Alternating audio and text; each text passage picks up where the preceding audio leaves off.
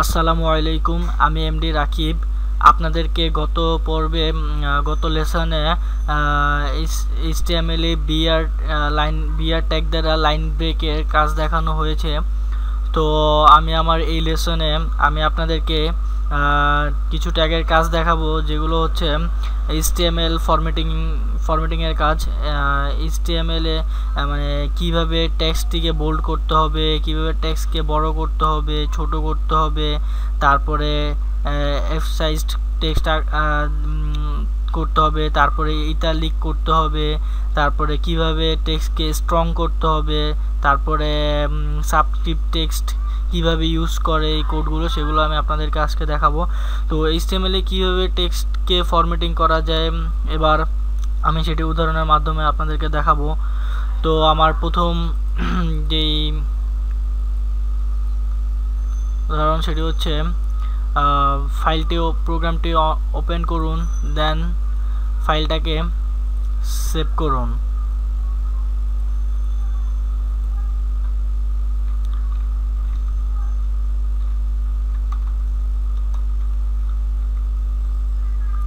তো আমার ফাইলটি সেভ হয়ে গেছে। তো আসুন আমরা প্রোগ্রামটি করি এখন। HTML basic. তো আমি আপনাদেরকে প্রথমে কিভাবে একটি টেক্সটকে বোল্ড করে সেটা দেখাবো। তো আসুন ফার্স্টে আমরা কিছু লিখি, মানে কিছু টাইপ করি, যেমন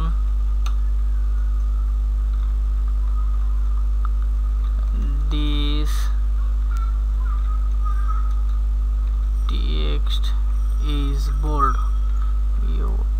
bold। তো এই যে আমি পি ট্যাগের ভিতরে একটি টেক্সট লিখছি। তো আসুন প্রোগ্রামটি চালু করি, তো দেখি এখানে আমার কি আসছে। তো দেখুন এই যে এখানে অলরেডি চলে আসছে আমার কোডিংয়ের ভিতরে যে লেখাটি লিখছিলাম সেটা চলে আসছে। তো দেখুন এই লেখাটি একদম সিম্পল আসছে, লেখাতে কোনো গাঢ় আকারে কোনো কিছু প্রদর্শন করে না ডিসপ্লেতে। তো কিভাবে এই লেখাটাকে আমরা গাঢ় করব সেই ট্যাগটি দেখুন কিভাবে করি। তো এই যে পি ট্যাগের ভিতরে আমরা জাস্ট বি নামক একটা ট্যাগ নিব, অ্যান্ড এই ট্যাগটিকে অবশ্যই ক্লোজ করতে হবে শেষে। তো বি ট্যাগ নেওয়াতে দেখুন আমার টেক্সটটি বোল্ড হয়ে গেছে, গাঢ় হয়ে গেছে আগের লেখার চাইতে। তো মূলত বি ট্যাগের মাধ্যমে, বি ট্যাগ দ্বারাই কোনো লেখাকে বোল্ড করা হয়ে থাকে। তো গেল আমার এই ফার্স্ট। তো সেকেন্ড হচ্ছে কিভাবে একটি লেখাকে স্ট্রং করে, তো আমি আবারও সেম লেখাটি লিখব, বোল্ড স্ট্রং, স্ট্রং। তো দেখুন এখানে আমার লেখাটি একদম সিম্পলভাবে আসছে, কোনো স্ট্রং মানে শক্তভাবে এখানে প্রদর্শিত হয়নি। তো এখানে জাস্ট আমি স্ট্রং নামে একটি কোড লিখব, দেন কোডটি ক্লোজ করব। করাতে আমার লেখাটি দেখুন উপরেরটার চাইতে নিচেরটা একটু গাঢ় স্ট্রং হয়েছে, মানে শক্তিশালী হয়েছে, দেন আরও মোটা হয়েছে। তো মূলত কোনো লেখাকে স্ট্রং করতে হলে, গাঢ় একটু বড় করতে হলে ওই ক্ষেত্রে আমাদের স্ট্রং ট্যাগটি ইউজ করতে হবে। তো 3 নাম্বার যেটা, সেটা হচ্ছে কিভাবে একটি লেখাকে এমসাইজড করা যায়। তো এমসাইজড করা যায় কিভাবে সেটা দেখি আমরা। This text is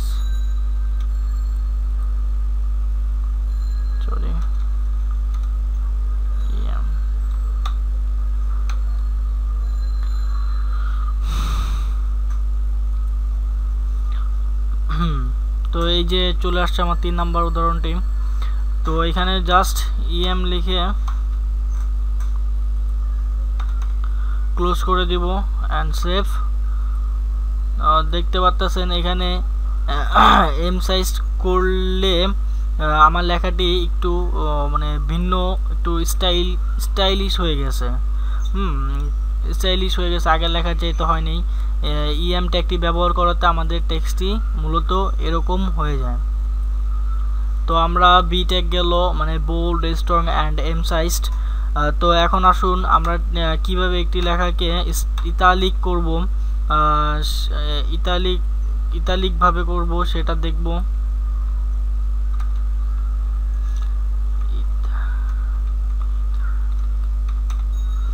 ইটালিক বলতে মানে লেখাকে একটু সৌন্দর্য স্টাইল করা। তো ওই ক্ষেত্রে আমাদের আই ট্যাগটি ব্যবহার হবে শুধু।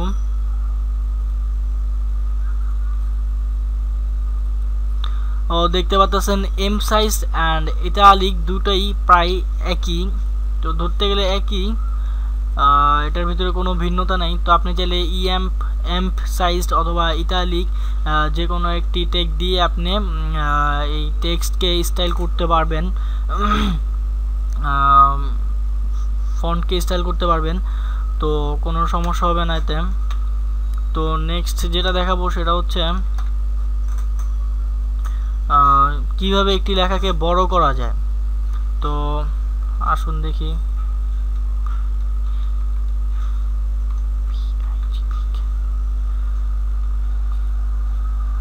তো দেখুন এখানে লেখাটা একদম সিম্পলি একদম আগের মতোই আসছে।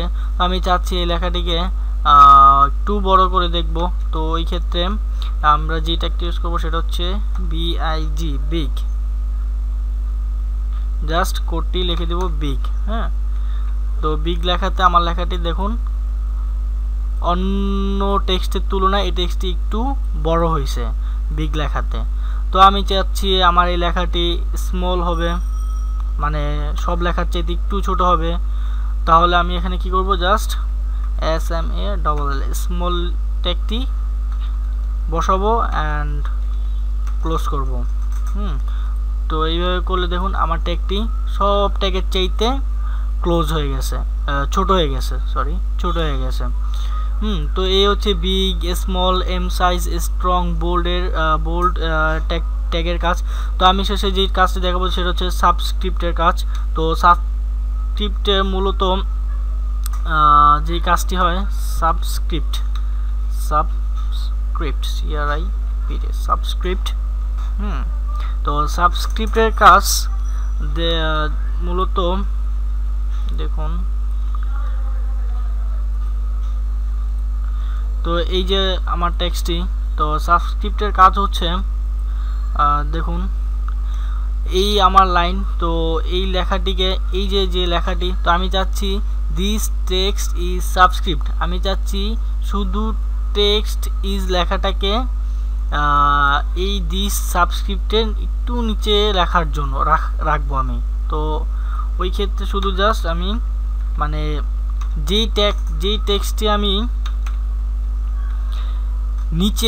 নিচে রাখবো, তো ওই টেক্সটের আগে সাব ট্যাগটি ইউজ করব এবং ওই ট্যাগের শেষে সাব ট্যাগটি ক্লোজ করব।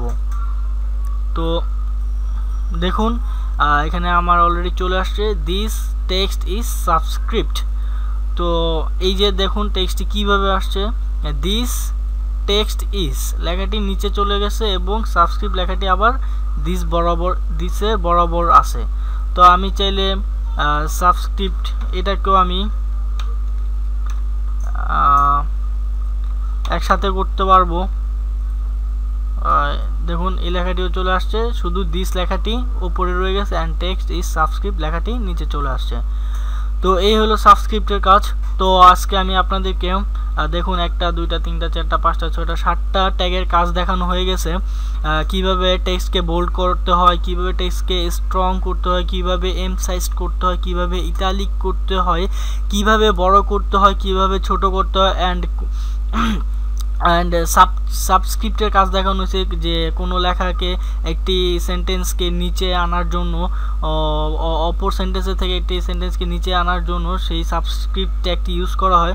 তো আমি আপনাদেরকে আজকে এই 7টি কাজ দেখালাম। তো আপনারা আশা করি ভালো মতো বুঝবেন এবং করবেন।